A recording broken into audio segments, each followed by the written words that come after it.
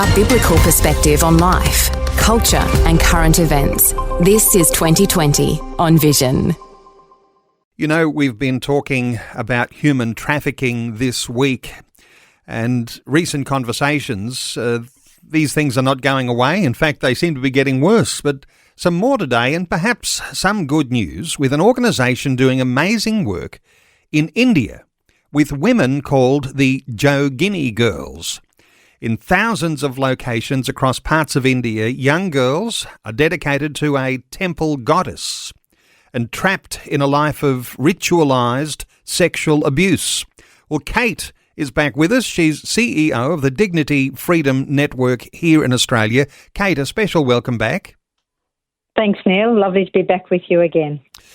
Kate, we've done some updates before, and the work you do, there continues to be some steps forward. How many regions are you now working in India? So the specific practice that we're focusing on, this practice is done in around 3,000 villages, but we're proactively working in 350. And where we're working, we're actually seeing the dedication stopping. And we're also seeing that in the villages where we're not working, they're already reduced because they know that there's people out there that are pushing back and saying there's a line in the sand and we want this to end. You know, it's hard to believe, isn't it? You must come across these sorts of thoughts when you're talking to audiences, that girls in the 21st century could be dedicated to a temple goddess and trapped in ritualised sexual abuse. I know that there are laws that outlaw this in India, but it continues to happen. Absolutely. The government's been fantastic. They've brought in laws that have said this is illegal, this needs to stop. They've brought in, legislation around this, but it still happens in villages. And so what we're doing is going into these villages and helping them be aware. Did you know the practice is illegal? It's been illegal since 1988. Did you know that there are laws to protect these women? Did you know that there are ramifications around not following through? And so with that in place, we actually work with the local authorities, we work with the local officials and with the police, and with them on board, we bring them on board with us, and they're the ones who also come into that space, stop the dedications and help the women find freedom and protection. So whenever we have, ceremonies and so on in the villages, we always invite these leaders to come in and we applaud them and give them kudos in proactive this area as well. 350 villages, well, that's big. Things keep getting better, and it's a good success story to talk about. But I know you say like 3,000 villages, you're only just scratching the surface. What happens with these girls? They're trapped in this ritual sexual abuse, sex trafficking, you could call it in that sense. But what sort of things are they suffering as a result of being caught up in this? So these girls, once they end up being in this system, they become the property of the village. So any man can use and abuse them anytime, day or night. And because of younger listeners, I don't want to elaborate too much. But if you're thinking bad, yes, it's really, really terrible. So they end up being affected, medically. They suffer physically. They suffer emotionally. They suffer from stigmatisation in their village. They're marginalised by the other women.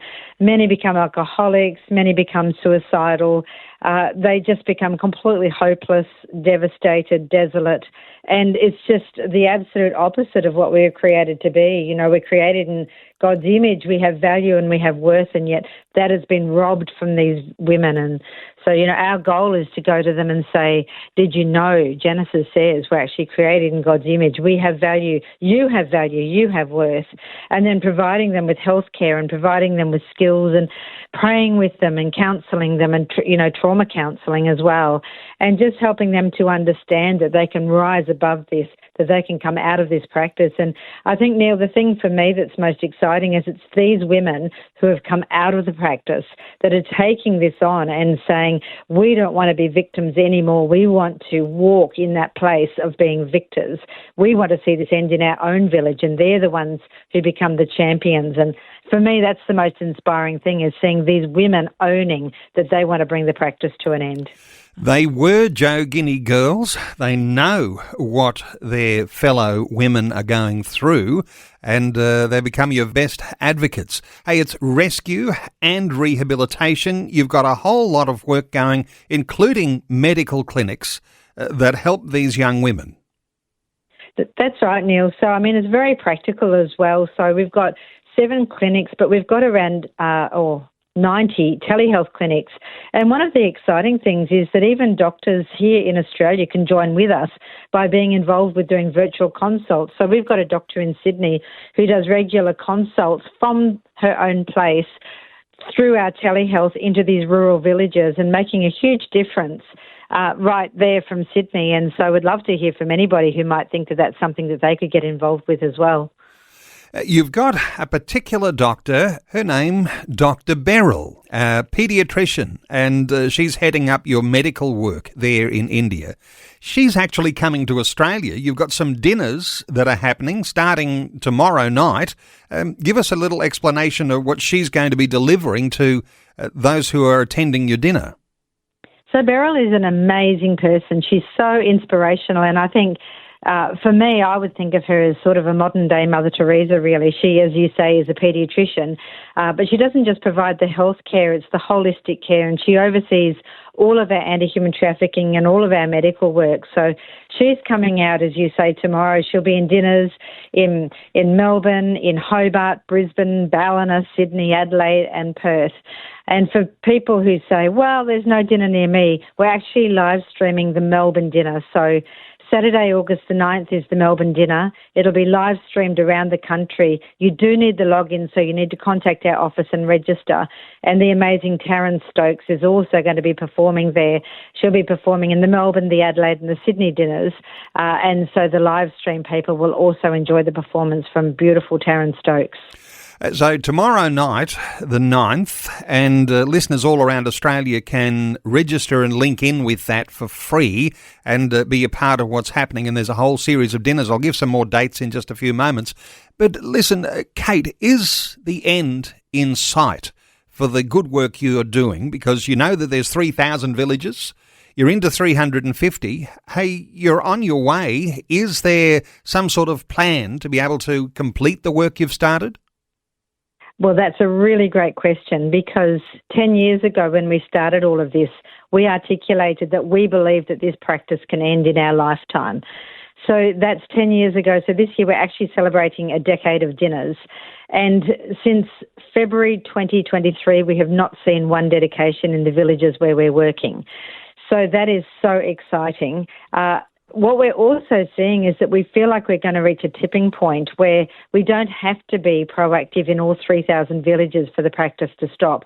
We're seeing the word going out ahead of us all the way, and so every time we come to expand into new villages, it's so much quicker in every one. There are other parts of the country where the practice still happens, but in the area that we've chosen to focus initially, we are actually seeing it come to an end. And we do want to expand into other areas, but we want to do something that's containable, that we can say this one here particularly can end. It's always so heartening to hear of good success in the work that is being done by a organisation like yours. Just amazing. And, you know, when I said rescue and rehabilitation, I know you're feeding families. Something like 2.3 million meals have been distributed. There's 642 students, these are my numbers, you can correct me, graduated from high school because they had that opportunity because of DFN. And you've got vocational training courses that are being held to try and retrain these women so that they can get some level of self-reliance. Those sorts of things are very important, aren't they, when you talk about how you actually implement the sort of thing you're doing?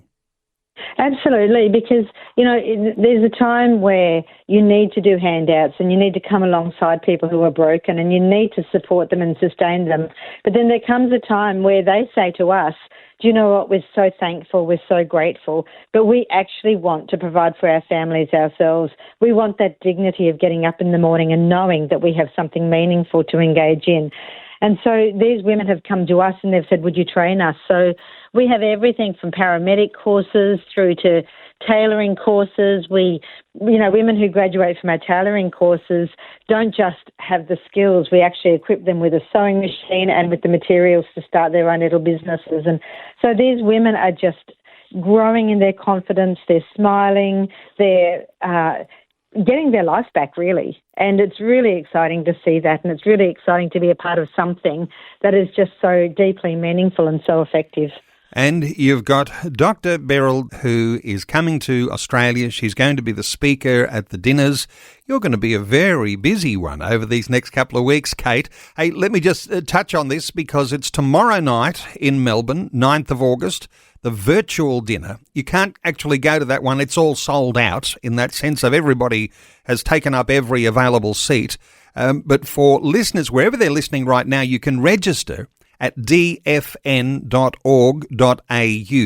and you can be a part of the virtual dinner. So access the live stream of what's going on. And then there are some dinners coming up. Hobart on the 11th, that's on Monday.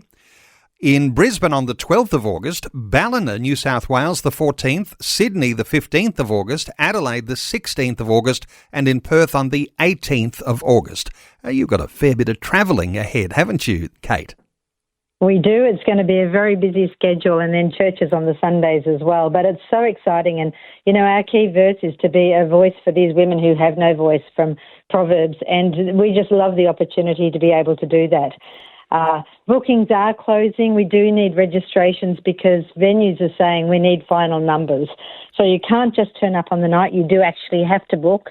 And so people can do that by jumping on our website or phoning our office. But we'd love people to come along, but you do need to actually book. It's a great way to connect. A national tour. Dinners, they're being held in all those capital cities as well as some extras in there.